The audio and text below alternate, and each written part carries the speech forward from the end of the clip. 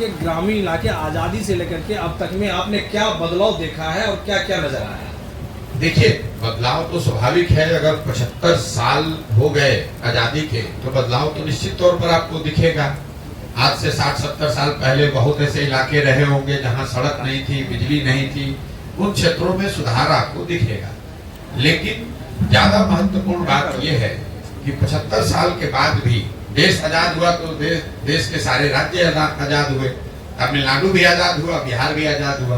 महत्वपूर्ण बात यह है कि 50 के दशक में बिहार जो देश के 5-6 अग्रणी राज्यों में था, आज बिहार देश का सबसे गरीब और पिछड़ा राज्य है। हम लोग चाहे वो प्रति व्यक्ति आय हो या विकास के दूसरे मानक हो, सभी मानकों पर देश में 27वें या 28वें नंबर पर है। और ये स्थिति तब है जब 40-45 साल हम लोगों ने कांग्रेस का राज देखा, 15 साल लालू जी का राज रहा, 18 साल से नीतीश जी भाजपा का राज है।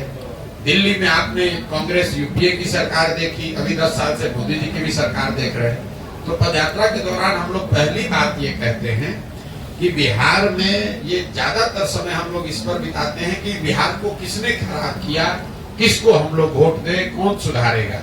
जबकि मूल बात यह है कि अगर आप एक बार को मान लें कि जिसने भी बिहार में शासन किया, उसने जो काम किया या करने का दावा कर रहा है, सब बात को अगर सही मान भी लिया जाए तो भी इस सच्चाई से कोई इनकार नहीं कर सकता है कि बिहार आज देश का सबसे गरीब, पिछड़ा, अशिक्षित, भुखमरी, बेरोजगारी वाला राज्य है। तो ये कहीं ना कहीं आपको बताता है कि जिस रास्ते पर हम लोग पिछले 40-50 साल से चलकर आ रहे हैं, उस रास्ते पर चलकर तो बिहार का सुधार होने वाला नहीं है।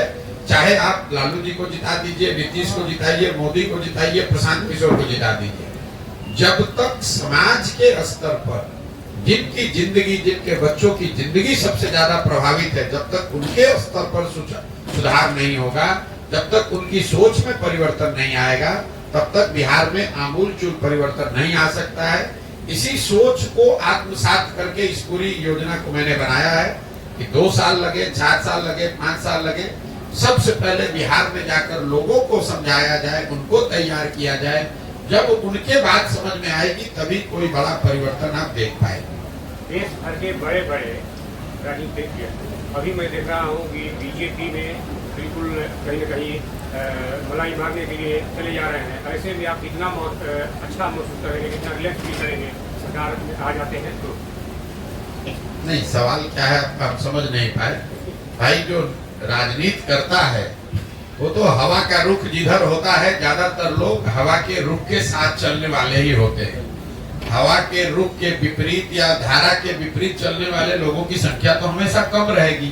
तो अभी अगर देश में हवा का रुख लोकसभा के चुनाव के नजरिए से भाजपा या एनडीए के पक्ष में दिख रहा है, तो स्वाभाविक तौर पर जितनी चिड़िया उड़कर जाने वाली है उसी दिशा में भागेगी जिस साइड की हवा का रुख हो। इसमें कोई नई बात तो है नहीं। मेरा सवाल ये है कि देश भर में सीएए लागू हुआ है, अब इस वक्त सियासत तेज हो गई, इस पर आपका क्या कहना है? भैया, आज से 3 साल पहले जब पहली बार सीए एनआरसी की चर्चा हुई, तब मैं नीतीश जी के साथ था और इसी मुद्दे पर नीतीश कुमार ने उस समय लोगों से, दल के साथियों से धोखा करके भाजपा के साथ मिलकर इस बिल को लाने में, इसके प्रावधान को देश में लागू कराने के पक्ष में वोट दिया था। तब मैंने खुलकर दल में रहते हुए विरोध किया, उनके दल को छोड़ा और मैं बिल्कुल ही इस पूरी परिकल्पना के, इस अध्यादेश के, इस कानून के विरोध में हूँ। इसलिए नहीं कि इसमें मुसलमान का क्या होगा, हिंदू का क्या होगा, भाजपा क्या कह रही है, विपक्षी दल क्या कह रहे हैं। इस पूरे कानून के विरोध में इसलिए है कि ये संविधान की मूल भावनाओं के विपरीत है। जो इस देश के फाउंडिंग फादर्स हैं, जिन लोगों ने इस देश को बनाया, जिन लोगों ने संविधान को बनाया, उन्होंने इस बात को तय किया कि जाति, धर्म, वर्ग के आधार पर किसी भी तरह का भेदभाव नहीं किया जाएगा। तो जैसे ही आप नागरिकता को धर्म से जोड़ेंगे, चाहे आपकी मंशा ठीक हो या खराब हो, अलग विवाद का मामला है, बहस का मुद्दा है, लेकिन आप संविधान की या इस देश को बनाने वालों की जो मूल भावना है उसका अनादर कर रहे हैं। इसलिए मैं सीएए के खिलाफ में पहले भी था, आज भी हूं और आगे भी रहूंगा। मैं कुंदन हूँ, दैनिक जागरण से। मेरा एक सवाल है कि चिराग पासवान को लेकर ये संशय खत्म हो चुका कि वो एनडीए में हो, एनडीए के लिए इतना महत्वपूर्ण कैसे है चिराग? अब ये तो जाकर एनडीए वालों से पूछिए कैसे महत्वपूर्ण। देखिए, जिस भाजपा को आप लोग इतना ताकतवर समझते हैं, ये देश मान रहा है, अमित शाह, मोदी वगैरह, अगर आप इनको गहराई से, करीब से अगर देखना, जानना, समझना चाहेंगे तो आपको पता चलेगा कि जहां पर इनके खिलाफ लोग या राजनीतिक दल खड़े होकर मजबूती से चुनाव लड़े और इनको हरा दिया, वहां पर कभी इनकी हिम्मत नहीं हुई फिर से खड़ा होकर चुनाव लड़ने की। तो बिहार वो भूमि है जब 2015 में अमित शाह और मोदी अपने सारे प्रयास के बावजूद उनको सफलता नहीं मिली, और वो जो डर है, वो इतना बड़ा डर है हारने का। जब आपको ज्यादातर जगह पर आसान जीत मिलती है, तो कहीं पर जब आप हार जाते हैं तो आप उससे डरते बहुत ज्यादा है। तो कहीं ना कहीं भाजपा को ये डर है, भाजपा की लीडरशिप को, कि बिहार की जो राजनीतिक मैं कहूंगा पृष्ठभूमि है, यहाँ का जो सोशल फैब्रिक है, जो यहाँ समाजवाद की जड़ें हैं, वो इतनी मजबूत हैं या इतनी गहरी हैं कि भाजपा के लिए इतना आसान नहीं है कि पूरे बिहार को अपने एक मोदी के स्लोगन पर जीत लिया जाए। ऐसा उनको लगता है। सच्चाई क्या है ये तो भगवान जाने, लेकिन ऐसा उनको लगता है। इसीलिए वो इस तरह के गठबंधन, जैसे नीतीश कुमार के लिए अभी कुछ महीना पहले आकर यही अमित शाह ने मंच से खड़े होकर कहा कि बिहार की जनता, एक एक आदमी सुन लीजिए, चुनाव से पहले या बाद किसी भी हालत में नीतीश कुमार को वापस नहीं लिया जाएगा।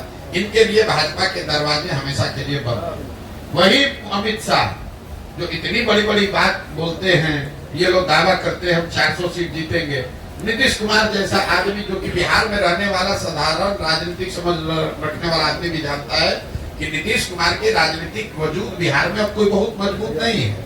ये उनके राजनीति का अंतिम दौर है। लेकिन अगर वो भी वापस आ रहे हैं तो भाजपा को उसको मानने, स्वीकार करने में कोई दिक्कत नहीं है। तो ये इसकी वजह यह है कि बिहार की राजनीतिक भूमि को भाजपा इतना आसान मानती नहीं है। चाहे वो चिराग हो, उपेंद्र कुशवाहा हो, मांझी हो, नीतीश हो, चाहते हैं कि जितने लोगों को साथ में रखे ताकि ये खतरा ना हो कि कहीं 40 में 2-4-5 सीट का नुकसान हो जाए। और दूसरा, ये बिहार के लोगों का दुर्भाग्य रहा है कि ये 40 सीट जो है, इसके लालच ने बिहार को बर्बाद कर दिया।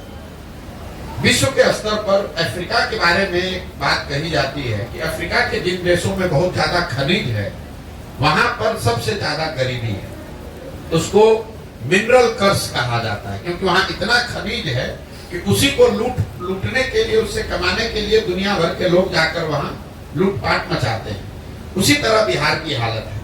बिहार से 40 सांसद जीत कर जाता रहे, उसके लिए राष्ट्रीय दल, पहले कांग्रेस और अब भाजपा, ये कुछ भी करने को तैयार है। आपने देखा कांग्रेस का जब शासन था, इसी कांग्रेस ने बिहार को लालू जी के हवाले करके छोड़ दिया। उनको ऐसा नहीं कि मालूम नहीं है कि बिहार में कितना बड़ा जंगल राज लालू जी के टाइम में था। ऐसा तो नहीं मालूम है कि लालू, उनको कांग्रेस को पता नहीं था कि बिहार सबसे गरीब और पिछड़ा राज्य था। मनमोहन सिंह जी इतने बड़े इकोनॉमिस्ट थे, उनको ये पता नहीं था कि बिहार में कितनी परेशानी बदहाली है। इसके बावजूद उन लोगों ने लालू जी को अपने कंधे पर बैठा कर रखा, क्योंकि वो चाहते थे कि बिहार से 20, 25, 30 सांसद जीतकर यूपीए की सरकार को मदद करते रहे। तो जो काम कांग्रेस ने लालू जी के साथ किया, वही काम आज भाजपा नीतीश के साथ कर रही है कि नीतीश को साथ में रखो, चिराग को साथ में रखो, इन लोगों की मदद से 30-35 सांसद हम लोग का जीत कर जाता रहे। उसके बाद बिहार में जो होता रहे उससे कोई दिक्कत नहीं। बिहार के पूरे बच्चे मजदूर बने रहे, कोई दिक्कत नहीं है। बिहार में गरीबी बदहाली हो, कोई दिक्कत नहीं हो। बिहार के बच्चे जब गुजरात जाए तो उसको बिहारी कहकर उसका मजाक उड़ाए, गाली दे, लेकिन बिहार से 35-40 सांसद हम लोग का जीत कर जाता रहे। ये जो सोच है, ये जो लालच है, यही इन चीजों को कराता है। बिहार के चुनाव में आपकी क्या भूमिका रहेगी? जी, लोकसभा चुनाव में क्या भूमिका? मेरी कोई भूमिका नहीं है। हमारी भूमिका हमने तय की हुई। हमारी भूमिका बिहार में समाज के स्तर पर काम करने की है। मैंने आपको पहले बताया, हमारा लक्ष्य पहले से निर्धारित है। इन 3 उद्देश्यों के लिए ही आने वाले समय में 1 बरस लगे, 10 बरस लगे, मुझे कोई जल्दी नहीं है, मुझे कोई चुनाव से मतलब नहीं है। जब दल बन जाएगा, पूरे राज्य में हम पदयात्रा कर लें, लोगों से बात कर ले, यहाँ के सुधार की योजना बना ले, दल बन जाए, उसके बाद चाहे मुखिया का चुनाव होगा कि लोकसभा का चुनाव, सब चुनाव लड़ेंगे। ऐसा नहीं है कि हम चुनाव लड़ना भूल गए, लेकिन हमने अपने 10-15 साल के अनुभव के आधार पर ये पाया कि सिर्फ चुनाव जीतने से, दलों को जिताने से आप समाज को बदल नहीं सकते। हम जनसुराज में क्या कर रहे हैं, कर पाएंगे तो बात की बात है। 2015 में तो हमने महागठबंधन के साथ बिहार जीत लिया था। 7 निश्चय का कार्यक्रम भी मैंने बनवाया, बिहार विकास मिशन की परिकल्पना भी बनवाई, लेकिन उससे बिहार नहीं सुधरा। कई राज्यों में हमने सरकार बनाने में अपना कंधा लगाया है, लेकिन हम ये दावा नहीं कर सकते हैं कि उन राज्यों में अच्छी सरकार चल रही है। इसलिए मैंने उस काम को छोड़ दिया और अब तय किया है कि नहीं, अगर भगवान ने मुझे कुछ शक्ति, बुद्धि, साधन, व्यवस्था दिया है तो मुझे इस शक्ति का, मुझे इस बुद्धि का प्रयोग समाज के बेहतरी के लिए करना है, दल और नेताओं के बेहतरी के लिए नहीं करना है। काम हम वही कर रहे हैं जो पहले कर रहे थे। ये आपको लग रहा है कि हम कोई काम छोड़ दिए, पहले हम यही काम दल और नेता के लिए कर रहे थे। उनको बता रहे थे कि आप अपने दल का संगठन कैसे मजबूत कीजिए, अपने आप को संगठित कैसे कीजिए, प्रत्याशियों का चुनाव कैसे कीजिए, किन मुद्दों पर प्रचार कीजिए, किन मुद्दों पर जनता को आश्वासन दीजिए। वही काम आज भी कर रहे हैं। फर्क बस इतना है कि पहले ये दल और नेता के लिए कर रहे थे, अब ये बिहार की जनता के लिए कर रहे हैं। तो चूंकि संख्या बड़ी है इसलिए आपको लग रहा है तो बड़ा क्योटिक है, लेकिन काम यही कर रहे हैं। जाकर गांव-गांव लोगों को बता रहे हैं कि आप अपने बीच से कैसे लोगों को चुनकर निकाल सकते हैं, कैसे संगठित हो सकते हैं, कैसे अपने बच्चों के लिए एक नई व्यवस्था बना सकते हैं। और वो करने में मैं या जनसुराज आपकी मदद करेंगे, सहयोग करेंगे, सलाह देंगे, आपका हाथ पकड़ के आपको बढ़ाएंगे। आप आइए, साथ मिलकर ये व्यवस्था बनाएंगे।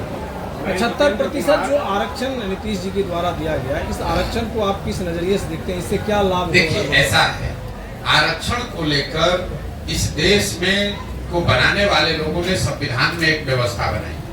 उन्होंने ये अध्ययन करके अपनी सामाजिक राजनीतिक समझ के आधार पर ये तय किया कि समाज के वो वर्ग जो सदियों से शिक्षा या सामाजिक कारणों से पीछे रह गए, उनको प्रोएक्टिवली मदद करके आगे बढ़ाया जाए।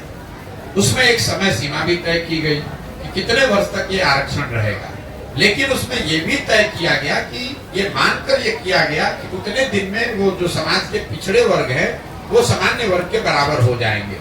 तो आरक्षण बना रहना चाहिए, बिल्कुल इसके पक्ष में है। तब तक बना रहना चाहिए जब तक वो वर्ग जो जिनको वंचित या पिछड़ा माना जा रहा है वो सामान्य वर्गों के बराबर न हो जाए, शैक्षणिक, सामाजिक और आर्थिक नजरिए से। तीसरा, आपने कहा कि जो आरक्षण बढ़ाया घटाया, ये तो लालू, नीतीश जैसे जो नेता हैं आरक्षण का विशुद्ध प्रयोग अपने राजनीतिक हित के लिए करते हैं। मैं आपको एक आंकड़ा दे देता हूं। बिहार में टोटल लोग जो सरकारी नौकरी में हैं, चपरासी से लेकर मुख्य सचिव तक, कॉन्ट्रेक्चुअल एम्प्लॉय भी अगर जोड़ दीजिएगा तो टोटल 1.57% लोग ही सरकारी नौकरियों में हैं। इसको याद रखिए, 13 करोड़ की आबादी है जिसमें करीब 1.5% लोग सरकारी नौकरी में हैं। अब आप आरक्षण 1.5% में चाहे 65 कर दीजिए या 80 कर दीजिए या 100 में 100 कर दीजिए, मान लीजिए कि आपने 100 में 100% भी रिजर्व कर दिया, तो भी समाज का 98.5% आदमी को तो इसका कोई फायदा नहीं है। यही वजह है कि आप देख रहे हैं कि सरकारी नौकरियों में आरक्षण के प्रावधान के बावजूद जो अभी जातीय जनगणना हुआ उसमें क्या निकल के आया कि जो जातियां, जो समाज आज से 30 साल पहले सबसे पीछे थे, आज भी वो वहीं के वहीं खड़े हैं। उनका सुधार सिर्फ नौकरियों में आरक्षण से नहीं होगा। जब तक आप उनके बच्चों को पढ़ने की व्यवस्था नहीं करेंगे, जब तक आप उनको खेती के लिए जमीन नहीं देंगे, जब तक आप उनको रोजी रोजगार के लिए पैसा पूंजी नहीं देंगे, तब तक सिर्फ सरकारी नौकरियों में आरक्षण को फेर बदल करके आप समाज के बड़े वर्ग को नारा उससे लगवा सकते हैं, उसका वोट ले सकते हैं, लेकिन उसका भला नहीं कर सकते। मैं हमेशा कहता हूं कि लालू जी ने सामाजिक न्याय के नाम पर जो काम किया है, गरीबों को, वंचितों को आवाज दिया, ऐसा उनका दावा है और इस बात के लिए लालू जी का सम्मान होना चाहिए। मैं रोज मन से कहता हूं कि लालू जी का इस बात के लिए सम्मान होना चाहिए कि लालू जी के प्रयास से समाज के कई समाज वर्गों को आवाज मिली, सम्मान मिला, हिम्मत मिला, बल मिला। लेकिन लालू जी ने जिन वर्गों को बल दिया, आवाज दिया, उन वर्गों के बच्चों के शिक्षा की व्यवस्था नहीं की, उन वर्गों के लोगों को उन्होंने जमीन नहीं दिया, उन वर्गों के लोग बिजनेस व्यापार कर सके इसके लिए पैसा पूंजी नहीं दिया। ये क्यों नहीं किया? इसलिए कि इन समाज के लोग आवाज पाकर उनके पक्ष में आवाज लगाएं, डंडा लेकर खड़ा हो, उनका झंडा लेकर घूमे, लेकिन अपने बच्चों के लिए कभी कुछ न पा पाए। जीवन भर लालू जी और उनके बच्चों के लिए आवाज लगाते रहे, उनके लिए नारा लगाते रहे। तो ये सामाजिक न्याय का एक पहलू है जिसको आपको हमको समझना है। जहां सामाजिक न्याय में सामाजिक स्वतंत्रता और जो बोल बताते हैं कि हमने आपको आवाज दे दिया, उस बात को काटने की जरूरत नहीं है। लेकिन लालू जी ने किसी वंचित समाज के गांव में, किसी महादलित परिवार के गांव में, पंचायत में स्कूल की व्यवस्था नहीं की। इस पूरे राज्य में लालू जी ने कभी भूमि सुधार की चर्चा नहीं की। इस पूरे राज्य में लालू जी ने कभी कोई ऐसी व्यवस्था नहीं की कि बैंकों से इन गरीब वंचित समाज के लोगों को सस्ते दर पर ऋण मिले ताकि वो रोजी रोजगार कर सके।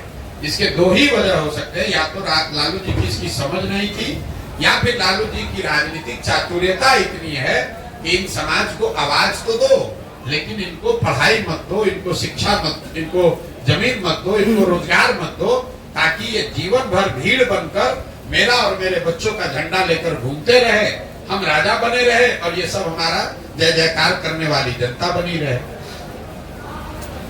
आगामी लोकसभा आपका समर्थन किसी प्रत्याशी को मिलेगा? किसी को नहीं, मेरा समर्थन किसी को नहीं है, मेरा विरोध किसी को नहीं है। ये जो मैं पूरा अभियान कर रहा हूँ, देखिए पूरे देश में कितनी पार्टियां और दल हैं जो चाहते हैं हम उनकी मदद करें, हम लोकसभा में उनके साथ जुड़ जाएं। हमने इस काम को 2021 में, आज नहीं, 2 मई 2021 को जब बंगाल तमिलनाडु का रिजल्ट आया, उस दिन हमने नेशनल टीवी पर बैठकर घोषणा की कि अब हमको जीवन में काम करना ही नहीं। लेकिन अब पत्रकार है या राजनीतिक टीका टिप्पणी करने वाले लोग, हमको तो ये विश्वास होता नहीं है। अब आपको विश्वास न हो तो उसके लिए हम कुछ कर नहीं सकते। जब हमने काम छोड़ा, छोड़ने के बाद 1 साल अपने जीवन का निकाला ये समझने के लिए कि हमको जीवन में आगे क्या करना है, और 2021 से लेकर 2022 तक सोचने समझने के बाद हमने तय किया कि अब अपने जीवन का मेरा अगला 10 साल 15 साल बिहार में सुधार के लिए हमको लगाना है। उसके लिए जो कुछ भी करना पड़े, अपना घर परिवार छोड़कर, आप देख रहे हैं कि देश में आज चुनाव हो रहा है, मेरे घर में कुछ हो रहा होगा, गर्मी हो, बरसात है, जाड़ा है, मैं पिछले 18 महीना से बिहार के गाँव में ही रहता हूँ, इन्हीं कैंप्स में रहता हूँ, लोगों से मिलता हूँ, उनको समझाने का प्रयास करता हूँ।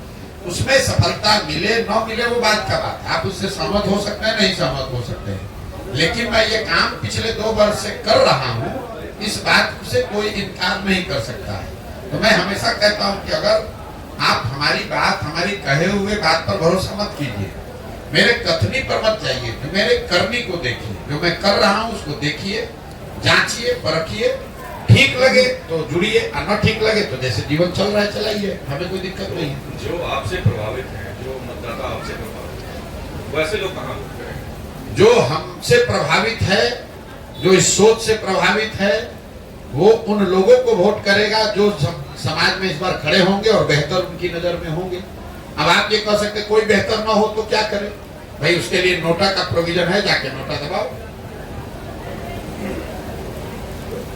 ओवैसी सर इस बार 11 लोकसभा में उम्मीदवार उतार रहे हैं बिहार में, क्या लगता है? अब भाई ये जाकर ओवैसी साहब से पूछिए कि 11 में उतार रहे हैं कि 41 में उतार रहे हैं। हमने आपको कह दिया कि हमको चुनाव से कोई लेना देना नहीं है।